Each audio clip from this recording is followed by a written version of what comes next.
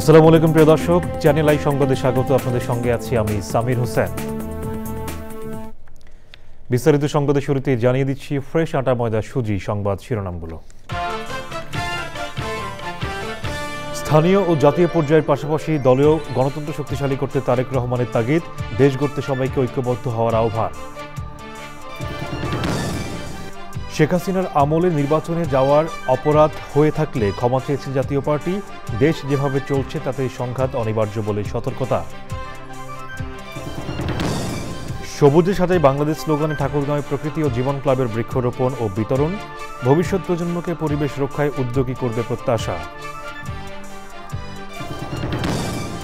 এবং আন্তর্জাতিক খ্যাতিসম্পন্ন চিত্রশিল্পী এস.এম. সুলতানের ১০১তম জন্মদিন আগামীকাল, গুণী শিল্পীর তুলির প্রতি আচরে বাংলার কৃষকের সমৃদ্ধ প্রতিচ্ছবি।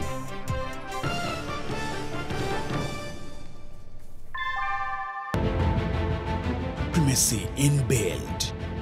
German technology, Bangladesh's first Thermix rod. Salam Steel Thermax. সংবাদ শিরোনামগুলো জানাচ্ছিলাম। এখনকার সংবাদ আয়োজন একই সঙ্গে চ্যানেল আইয়ের ইউটিউব চ্যানেল এবং চ্যানেল আইয়ের ওটিটি প্ল্যাটফর্ম আই স্ক্রিনে লাইভ স্ট্রিম হচ্ছে। এবার বিস্তারিত। বিএনপির ভারপ্রাপ্ত চেয়ারম্যান তারেক রহমান বলেছেন, গণতন্ত্রের ভিতকে শক্তিশালী করতে হবে স্থানীয় পর্যায় থেকে জাতীয় পর্যায়ে, এমনকি নিজ দলেও গণতন্ত্র শক্তিশালী করতে হবে। ডক্টরস অ্যাসোসিয়েশন অব বাংলাদেশের সম্মেলনে লন্ডন থেকে যুক্ত হয়ে তিনি বলেছেন, শুধু একটি দল বা সরকার নয়, দেশ গড়তে হলে সবাইকে এক হয়ে কাজ করতে হবে। রাহুল রায় রিপোর্ট। রাজধানীতে ছিল ডক্টরস অ্যাসোসিয়েশন অব বাংলাদেশ ড্যাবের সম্মেলন। অনুষ্ঠানের শুরুতে বিএনপি মহাসচিব মির্জা ফখরুল ইসলাম আলমগীর সহ দলের সিনিয়র নেতারা আলোচনায় অংশ নেন। লন্ডন থেকে ভার্চুয়ালি যুক্ত হন বিএনপির ভারপ্রাপ্ত চেয়ারম্যান তারেক রহমান। ড্যাবের সম্মেলনের মতো নিজ দলেও গণতন্ত্রের চর্চার কথা বলেন তিনি। যারা এই কথাটি তোলেন, যারা এই কথাটি আলোচনা করেন যে রাজনৈতিক দলগুলোর মধ্যে চর্চা নেই গণতন্ত্রে, আজকের এই দিনটি তাদের সামনে একটি প্রমাণ যে তাদের কথাটি, বক্তব্যটি সম্পূর্ণভাবে সঠিক নয়। গণতন্ত্রের ভিতকে ধীরে ধীরে আমাদেরকে মজবুত করে গড়ে তুলতে হবে। সেটি বাংলাদেশের সকল পর্যায়, স্থানীয় সরকার পর্যায় থেকে শুরু করে জাতীয় পর্যায় পর্যন্ত, এবং অবশ্যই দলের ভেতরে সকল পর্যায়ে, সকল ইউনিট পর্যায়ে পর্যায়ক্রমিকভাবে আমাদেরকে চেষ্টা করে গড়ে তুলতে হবে। ৩১ দফা বাস্তবায়ন করে রাষ্ট্র গঠনে সবাইকে এক হয়ে কাজ করার আহ্বান জানিয়েছেন তারেক রহমান। আমাদের দলের সংসদ সদস্য অথবা শুধুমাত্র আমাদের নেতৃবৃন্দের দ্বারা সম্ভব নয় ৩১ দফা বা ৩১ দফার ভিতরে যে চিকিৎসা সংক্রান্ত দফাটি আছে সেটিকে বাস্তবায়ন করা। আমাদেরকে যদি এটি বাস্তবায়ন করতে হয়, অবশ্যই এখানে উপস্থিত ৩,১১৭ জন কাউন্সিলর সহ ড্যাবের যত কর্মী আছেন, যত সমর্থক আছেন, প্রত্যেকটি মানুষের সহযোগিতা প্রয়োজন। দেশটি আমাদের সকলের, কাজে দেশটিকে গড়তে হলে আমাদের সকলকে একসাথে কাজ করতে হবে। প্রত্যেককে একটু করে কন্ট্রিবিউট করলেই আমরা অনেক দূর এগোতে পারবো। শুধু একটি রাজনৈতিক দল বা শুধু একটি সরকারের পক্ষে সম্ভব নয়। হ্যাঁ, সরকার অবশ্যই, যারা সরকারে থাকবে তাদেরকে অবশ্যই সহযোগিতা করতে হবে, তাদেরকে গাইডলাইন দিতে হবে, সর্বরকম সহযোগিতা, পরিবেশ তৈরি করতে হবে। বাট পরিবেশটিকে রক্ষা করতে হলে সকল কিছু যদি তৈরি করতে হয়, আমাদের সকলকে একসাথে কাজ করতে হবে।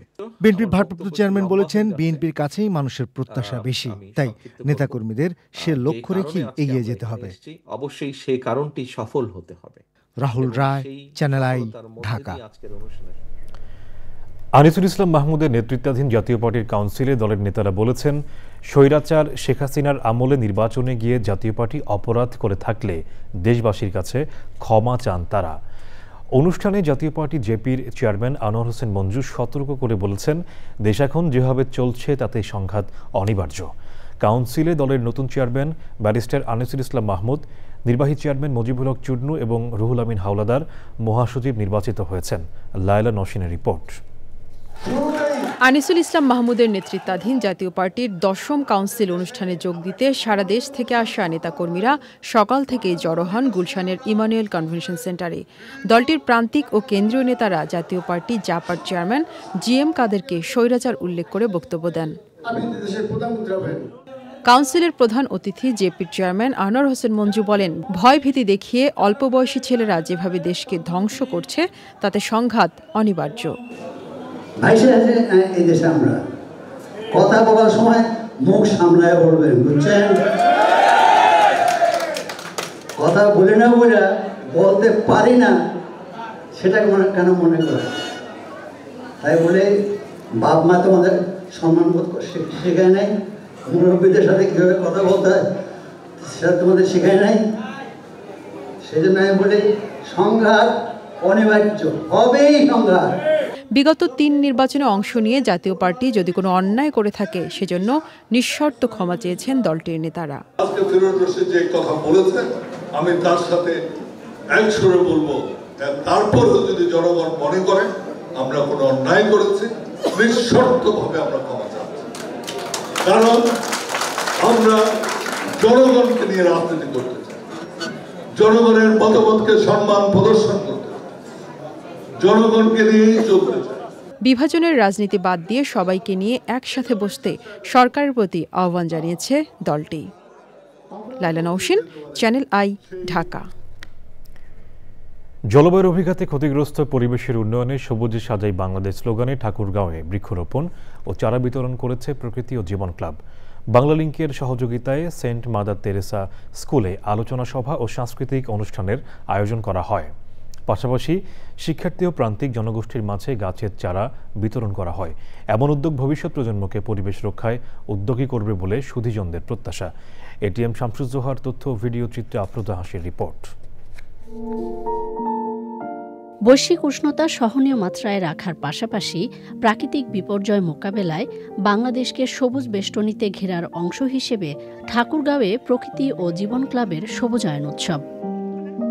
সবুজে সাজাই বাংলাদেশ এই প্রতিপাদ্যে ঠাকুরগাঁয়ে বৃক্ষরোপণ কর্মসূচি পালন করেছে প্রকৃতি জীবন ক্লাব।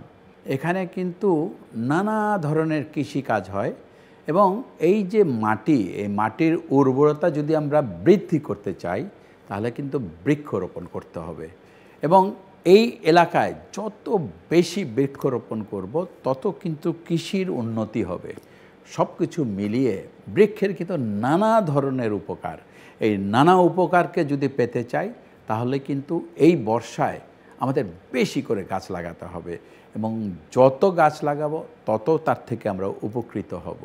শুধু গাছ লাগালেই হবে না, গাছের পরিচর্যাও করতে হবে। আসুন আমরা এই বর্ষায় বৃক্ষরোপণ কর্মসূচিকে এগিয়ে নিয়ে যাই এবং ঠাকুরগাঁ না শুধু সারা বাংলাদেশটাকে সবুজ করে ফেলি। বাংলা লিংকের সহযোগিতায় শিক্ষার্থীদের গাছের চারা উপহার দেওয়া হয়। বৃক্ষরোপণ কর্মসূচি শুরু হয়েছে, তার একটা অংশ হিসাবে আমি ধন্যবাদ জানাই। তাপমাত্রা প্রতি বছর বাড়তেছে, সেই কারণে আমি মনে করবো যে আজকের এই প্রোগ্রামটি আমাদের ঠাকুরগাঁওকে কালারফুল করবে এবং প্রাকৃতিক ভারসাম্য রক্ষায় আমাদের ঠাকুরগাঁ অনেক দূর এগিয়ে যাবে। শুধু একটি আনুষ্ঠানিক কর্মসূচি নয়, এটি আমাদের ভবিষ্যৎ প্রজন্মের প্রতি, পরিবেশের প্রতি এবং একটি সবুজ এবং বাসযোগ্য পৃথিবীর প্রতি আমাদের একটি প্রতিশ্রুতি। উদ্যোগের প্রশংসা করে সবুজ পৃথিবী গড়তে বৃক্ষরোপণের বিকল্প নেই বলেন বিশিষ্টজনেরা। আমাদের যে শিক্ষার্থীরা তারা যদি একটা গাছের উপকারিতা বোঝে, গাছ আমাদের জীবনের জন্য কতটুকু প্রয়োজনীয় এটা যদি বোঝে, তারা অবশ্যই গাছ লাগাতে উদ্বুদ্ধ হবে। এই প্রতিকূল পরিবেশ থেকে স্বাভাবিক পরিবেশ সৃষ্টির জন্য বৃক্ষরোপণটি অপরিহার্য, আর সেই কাজটি করে যাচ্ছে প্রকৃতি ও জীবন ক্লাব। পরিবেশ বান্ধব ধরিত্রী বিনির্মাণে সচেতনতার বার্তায় সাংস্কৃতিক অনুষ্ঠানে অংশ নেয় ক্ষুদে শিক্ষার্থীরা।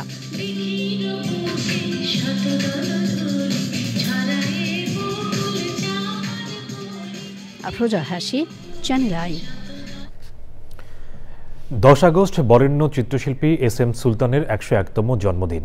এস.এম. সুলতান তার ক্যানভাসে এঁকে গেছেন বাংলার কৃষকের এক সমৃদ্ধ প্রতিচ্ছবি, যা দেশের কৃষি ও কৃষককে নিয়ে তার চিন্তা ও দর্শনের প্রতিফলন। বিস্তারিত শাইখ সিরাজের রিপোর্টে।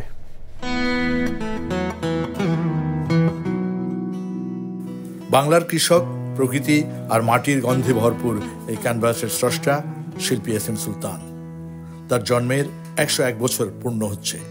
1924 সালের 10 আগস্ট নড়াইলের এক দরিদ্র কৃষক পরিবারে জন্মেছিলেন লাল মিয়া। পরবর্তী জীবনে যিনি হয়ে ওঠেন আন্তর্জাতিক খ্যাতিসম্পন্ন শিল্পী শেখ মোহাম্মদ সুলতান। এস এম সুলতান শিশুদের জন্য গড়ে তুলেছিলেন শিশু স্বর্গ। এস এম সুলতান যে ধারায় বা নেচার নিয়ে এবং মাটি দিয়ে কিছু করা বা এগুলো আমরা শিশুদের এখনো চর্চার মধ্যে রেখেছি। আর শিশুদের ছবি আঁকানো শেখানোর জন্য সুন্দরবন নিয়ে যাবেন এরকম একটা পরিকল্পনা ওনার ছিল এবং উনি 2-1 বার নিয়েছেন শিশুদের। সুলতান মাটি, মানুষ আর জীবনের গন্ধ খুঁজতেন প্রতিটি তুলির আঁচড়ে। তিনি এই মাটির মানুষের কথা, মাটির কাছাকাছি যারা বাস করে, মাটি নিয়ে যাদের কারবার, তাদের কথা তিনি দেখেছেন। তিনি সমস্ত জায়গায় কৃষককে শক্তি রূপে দেখিয়েছেন। তিনি তার পেন্টিং নিয়ে তার কৃষককে অনেক উঁচুতে নিয়ে গেছেন। আর আপনি বাস্তবিক কৃষককে যে উন্নতি করার জন্য যে আপনার প্রচেষ্টা, এটি অনেক। একদিন যশ, খ্যাতি আর শহরের ঝলকানি উপেক্ষা করে তিনি বেছে নিয়েছিলেন নড়াইলের নিভৃত প্রকৃতি। এখানেই চিত্রা নদীর তীরে বিশ্রাম নিচ্ছেন চিরদিনের মতো। বাংলার কৃষক সমাজকে শিল্পের মহিমায় তুলে ধরেছেন চিত্রশিল্পী এস এম সুলতান। তিনি এদেশের কৃষক সমাজকে দেখেছেন শক্তিশালী, বলিষ্ঠ, মাটির শক্তি সবকিছু মিলিয়ে এস এম সুলতানের এই চিন্তার জগৎ আজ আমাদের সামনে ভাসিত। আমাদেরও প্রত্যাশা বাংলার কৃষক, বাংলার গ্রামের মানুষ, শ্রমজীবী মানুষ এরকমই শক্তিশালী, যেমনটি বলেছিলেন এস এম সুলতান। নড়াইলের এস এম সুলতানের সংগ্রহশালা থেকে শাহিদ সিরাজ, চ্যানেল আই। দর্শক, এ নিয়ে বিস্তারিত প্রতিবেদন দেখবেন এখনকার সংবাদের পর হৃদয়, মাটি ও মানুষের অনুষ্ঠানে। সংবাদের এই পর্যায়ে নিচ্ছি বিরতি, আর বিরতির পর জানিয়ে ফিরছি।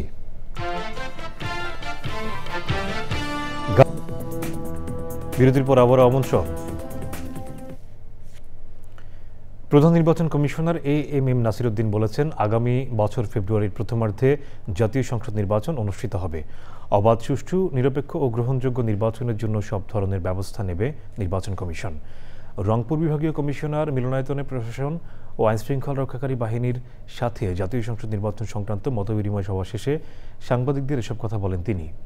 প্রধান নির্বাচন কমিশনার বলেন, নির্বাচনের নানা চ্যালেঞ্জ মোকাবেলা করে একটি সুষ্ঠু নির্বাচন করতে আইনশৃঙ্খলা বাহিনী প্রতিশ্রুতিবদ্ধ। আইনশৃঙ্খলা বাহিনীর তৎপরতায় নির্বাচনে বিশৃঙ্খলা করার সুযোগ নেই। এ সময় উপস্থিত ছিলেন রংপুর বিভাগীয় কমিশনার শহীদুল ইসলাম, রংপুর রেঞ্জের DIG Aminul Islam, Rangpur metropolitan police commissioner Majid Ali সহ প্রশাসন ও আইনশৃঙ্খলা বাহিনীর কর্মকর্তারা। ইনশাল্লাহ নেক্সট ফেব্রুয়ারি প্রথমার্ধে হবে এবং ইনশাল্লাহ ওনারা সবাই আমাকে আশ্বস্ত করেছেন যে ওনারা খুব এই সব ধরনের চ্যালেঞ্জ মোকাবেলা করে ইনশাল্লাহ একটা free, fair and credible election উপহার দেওয়ার জন্য, জাতিকে উপহার দেওয়ার জন্য তারা আমাকে প্রত্যয় ব্যক্ত করেছেন এবং আমাকে এশিওর করেছেন। আমি খুব এশিওর হয়ে এই রংপুর থেকে ইনশাল্লাহ যাব। ওনারা গ্যারান্টি করেছেন যে ইনশাল্লাহ they will do their best এবং in a very coordinated manner, in a very harmonious manner. ওনাদের মধ্যে বেশ ভালো কোঅর্ডিনেশন আছে। এবারে আমিন জুয়েলার্স আন্তর্জাতিক সংবাদ।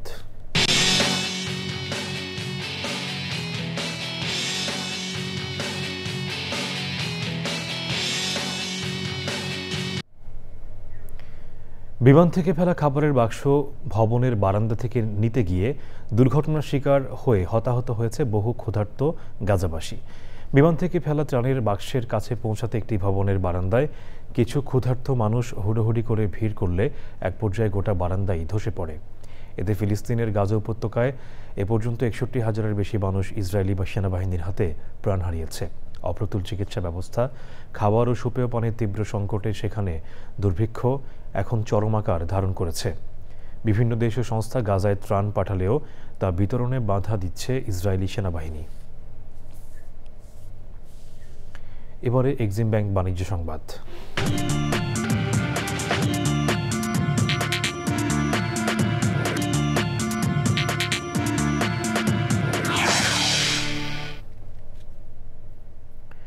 জমকালো গ্র্যান্ড ওপেনিংয়ের মধ্য দিয়ে Mojo presents East West University football fiesta ২০২৫-এর ট্রফি আনভেইলিং অনুষ্ঠিত হয়েছে। ইস্ট ওয়েস্ট ইউনিভার্সিটির ১৩টি বিভাগের খেলোয়াড়দের নিয়ে তৈরি করা হয়েছে ফুটবল টিম।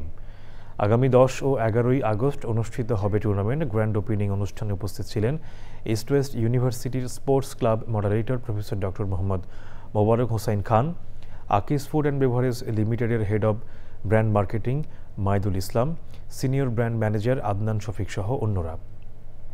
আকিস ফুড অ্যান্ড বেভারেজ লিমিটেডের head of brand marketing Maidul Islam জানান, তারুণ্যের শক্তি, উদ্দীপনা এবং সম্ভাবনাকে আরও এগিয়ে নিতে মোজো সবসময় তরুণদের পাশে থাকতে প্রতিশ্রুতিবদ্ধ। সংবাদের এই পর্যায়ে আবারও নিচ্ছে বিরতি, আর বিরতির পর জানিয়ে ফিরছি। বিরতির পর আবারও আমন্ত্রণ। এবারে খেলার খবর।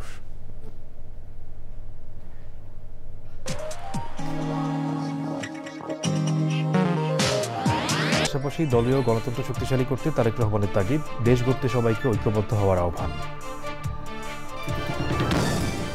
শেখ হাসিনার আমলে নির্বাচনে যাওয়ায় অপরাধ হয়ে থাকলে ক্ষমা চেয়েছে জাতীয় পার্টি, দেশ যেভাবে চলছে তাতে সংঘাত অনিবার্য বলে সতর্কতা।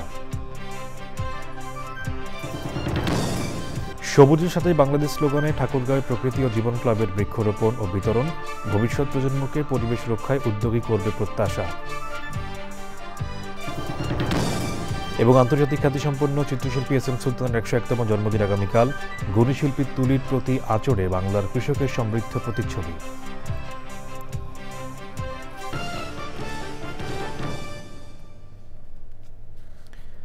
দর্শক, চ্যানেল আইয়ের সর্বশেষ সংবাদ জানতে ভিজিট করুন channelionline.com-এ।